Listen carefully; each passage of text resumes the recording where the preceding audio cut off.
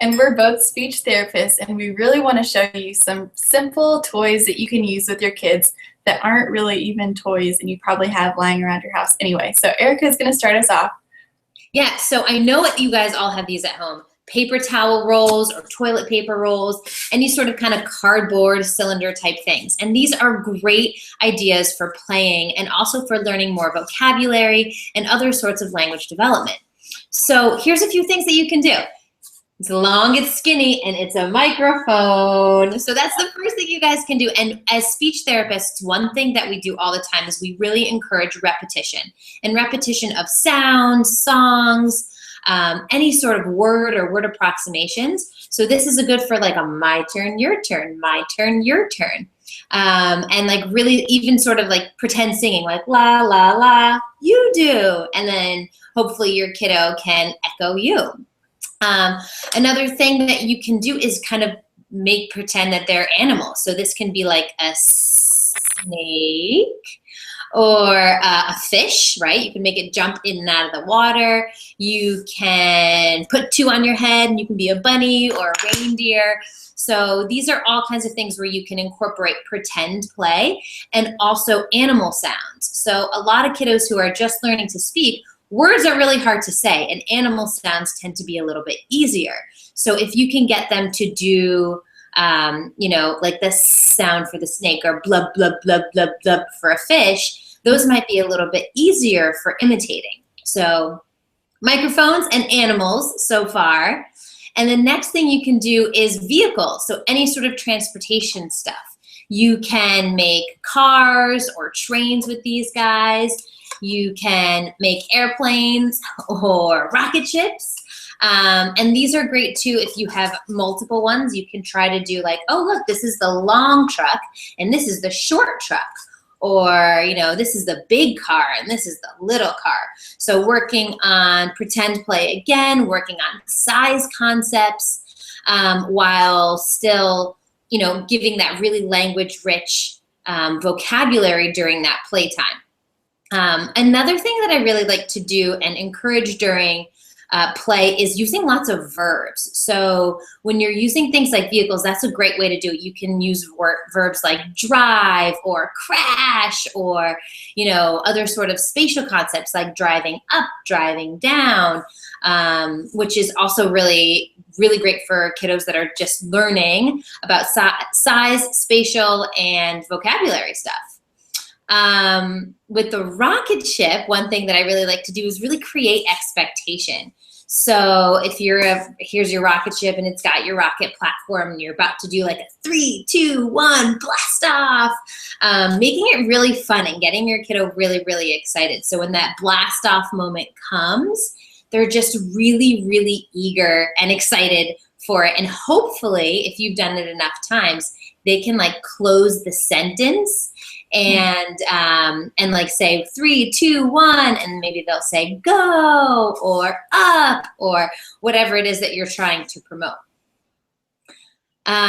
So another idea that I had too is you can use this guy and you can see if you can like tape it or to like the floor or prop it up against something, and then you can cut like a paper plates up and you can try to do like a ring toss and try tossing something from like over the couch or standing behind a book as your barrier, while again using things like prepositions and other sort of spatial concepts. So you can say, okay, we have to stand behind the couch and then toss the plate on the paper towel roll.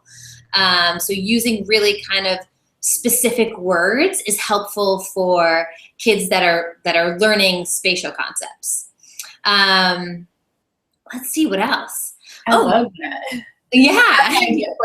You could, you might be touching on this later, but you could put two of them together and tape them and use as binoculars. And be like, a great idea. I see the cow, I see mama, I see daddy, that kind of thing. That's a really great idea. I love the idea of taping them together too, because any sort of motor activity that is involved with these non-toy toys, I think gets kids really excited to play with them. You know? And that specifically would give them some tunnel vision so you could direct them to something. Another idea is you could turn the light out and have a flashlight and have them try to follow along where the flashlight's going and be like, ooh, there's the door. Oh, there's the window. And they could be, you know, trying to follow along the light, and then they'll see the object and hear it labeled, and it's that tunnel vision. So then you know that they see what you're labeling. Oh my God, that's such a good idea. I love that. And kids just automatically, the lights go out and they're like, oh my God, this is the coolest thing ever. And they're automatically interested and you have their attention. That is such a good idea. That would be fun. Yeah, so there's so many things you can do. There's so many things you can do. You can also work on, like, in addition to the size concepts, working on doing, like, putting things inside and out or through, and seeing, like, what's too big to fit. So using, like, a block, like, oh, this one can go through, it fits. But this one, uh-oh, it's too big. So using things like that. And then just decorating it, of course. You know, so if you're making that pair of binoculars, you can color it or wrap string around it to, like, or yarn, just to kind of decorate it and kind of give the kids some sort of ownership and something that they can feel proud of. Say, oh, look, I made this. Yeah, definitely. Yeah. You could also roll it. You could, if you have stairs in your home, you could roll it down the stairs. I'm sure that would make a really cool sound. And then that's a sensory experience. And then you could talk about, like, ready, set, kind of like you were saying, go, and then let them roll down the steps. Closing the phrase. Yeah, that's awesome. You can even make your own rattles, actually, too.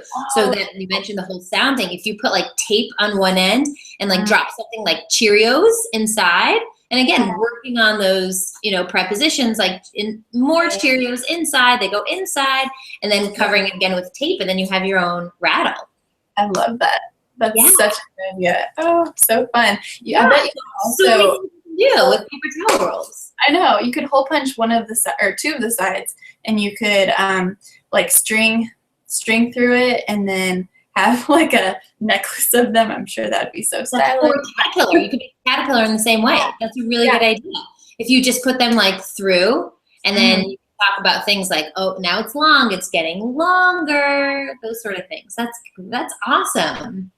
That, I love all those ideas. So it kind of pairs well when you were talking about the ring toss. That's one thing that I had written down. My object I want to share are pipe cleaners. So you can get them at the craft store or Walmart, everywhere has them. And so I like to take them and cut them into smaller pieces. And an activity that is, like, it never fails. Kids who are between 2 and 3 just love to put things inside of containers. So I just have a tumbler here, and so I'll be like, I'll give them a choice. I'll say, do you want green or red? And so then I hold them up, and when they reach for one, I say, oh, green, you want green? And then I'll give it to them. If they say it, that's a bonus.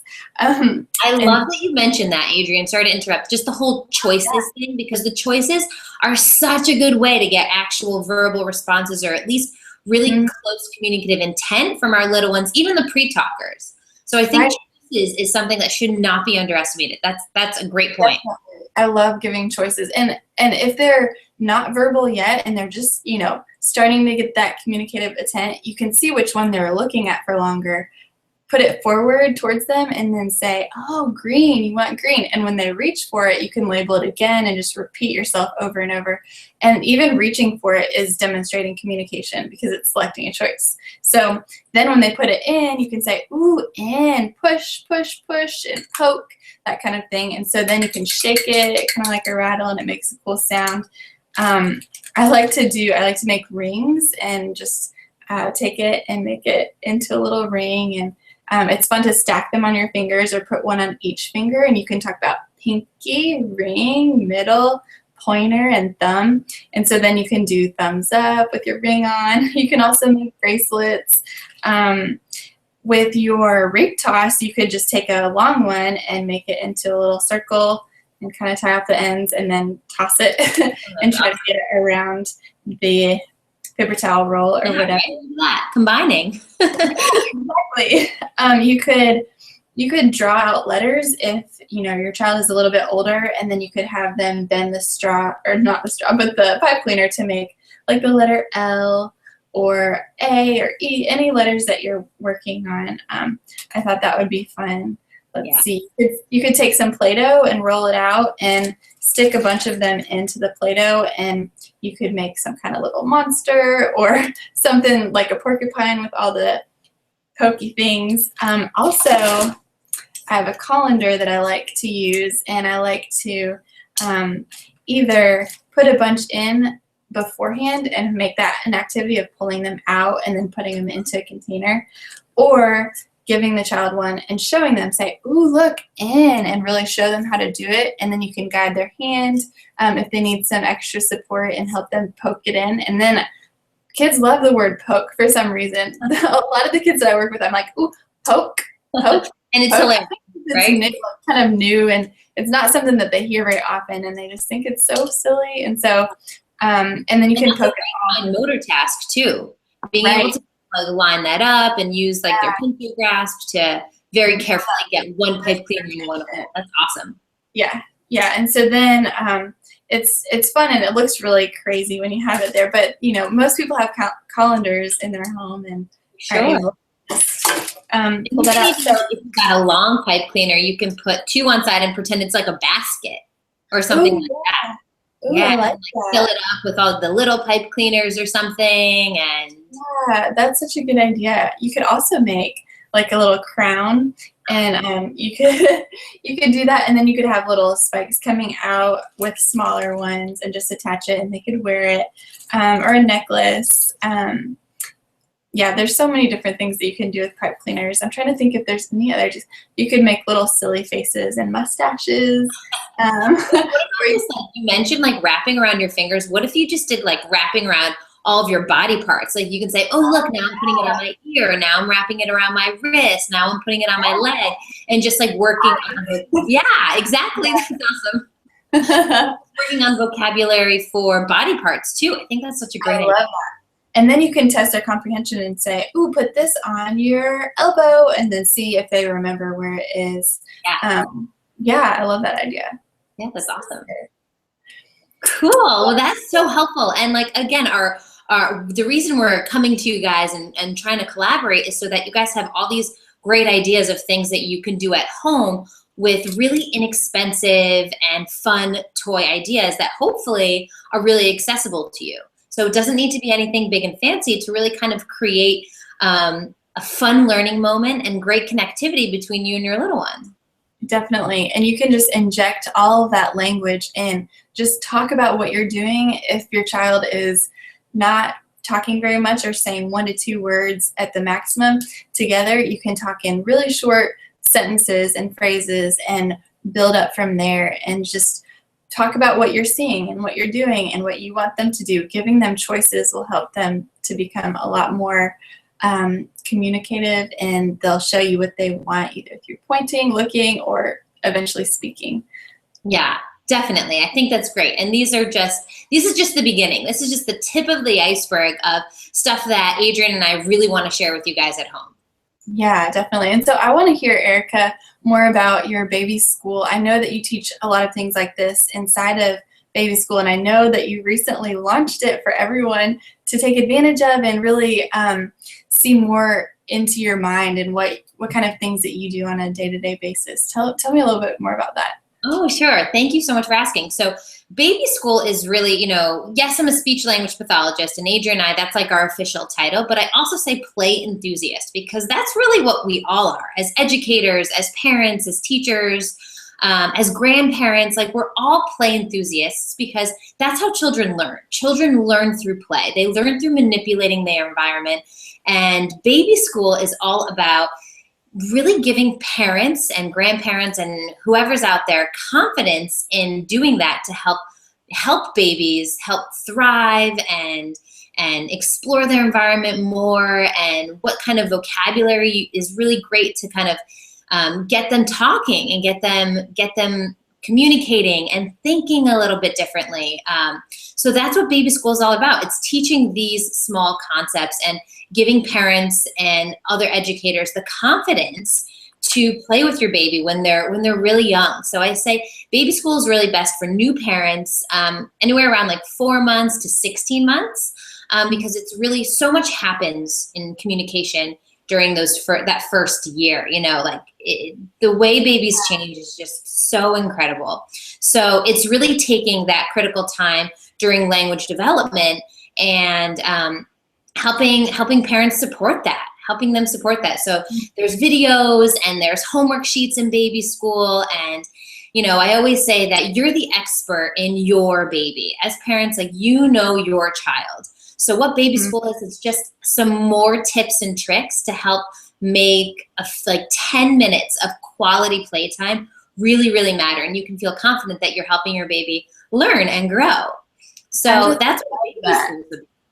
I love that, because you have grade school, high school, college, and then like you're a parent, and then how do you learn? What resource do you go to? There's so much on the internet, and it's kind of overwhelming. And so it's nice that you just kind of take us through what to do, and it's almost like you're just giving us the knowledge, because it's hard to seek that out when you don't know what you don't know. And especially, I like how you said how it's a critical time, because we both work in early intervention, and it's so foundational and formative in those early years, and you can really make a difference in the trajectory of your kids' communication. So that is amazing. And science shows that, you know, I mean, the science, it's all, the proof is in the pudding about how these early years for our kiddos are the most important for development. So start early with baby school. Don't wait till preschool. That's so true. That's awesome.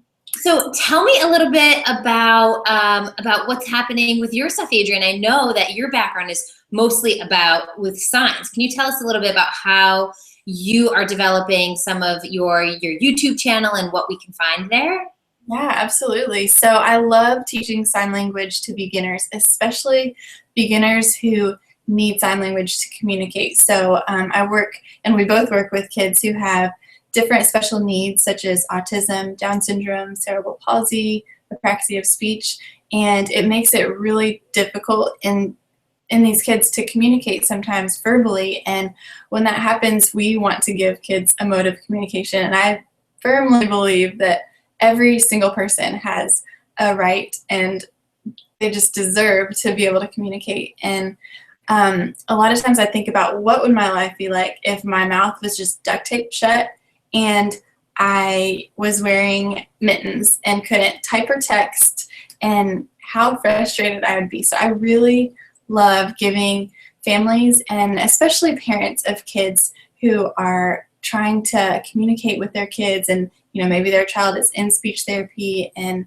not making verbal progress. I want to give them the tools that they need to help their child unlock communication abilities and be able to express themselves, because the kids that we work with, and you know this, they just have so much to share and so much to give. And so I want to give that gift of communication through teaching sign language. So I'm currently, I have a YouTube channel where I teach sign language words, just one word at a time. So it's bite-sized pieces. It's like 3-minute videos. And then I also share parent strategies, kind of like what we were talking about today, with different ways to use things that you would find around your house as a toy, even though it's not from Toys R Us, so you can still play with it. It has no batteries. That's what I always say too. The more a toy does, the less a child does. Exactly. So it's great to have the non-Toys R Us toys sometimes.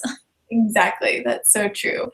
And I do have a list, because a lot of parents ask me, what other kind of toys could I use and things around the house. I have a list. I did my top 10, and I shared different ways to use, like tape and socks and pipe cleaners and paper towel rolls, that kind of thing. Yeah. And I show you exactly what you could use, and then what kind of words that you can target, and different activity ideas. So that's something that you can find at learnwithadrienne.com/kids, and we can put links and stuff so that you can access that. And it'll just kind of give you a thing to start off. You can look at it and then check them off as you go, and find the ones that you think your child would like. Yeah, that's awesome. And you know, one thing that I just want to reiterate that you said about signs in general is that you said signs can be a way to unlock communication. And that to me is just like so sitting, because I know as a speech therapist, when we're working in that early intervention, that means like 0 to 3 years old population, it really is about unlocking it, because you know, there's often so much communicative intent, and as parents, as educators, like you you want that kiddo to be able to kind of express themselves. And I think signs are a great way to do it. And I personally am a subscriber to Adrian's YouTube channel, and I'm a huge Adrian fan. I learned so much, so many cool signs from her, and her memory strategies are awesome. So, you know, you really learn a sign. You have it in your brain because she's really good at kind of teaching you exactly what it is and how to remember it. So you should definitely. I'm glad you remember. Yeah. Great. Well, thanks so much. Yeah, this has been great. I just love chatting with you and bouncing ideas off of each other, and hopefully parents and grandparents and aunts and uncles of kiddos can benefit from watching this. Yeah. We should do another one of these sometime soon. Oh my God, we definitely.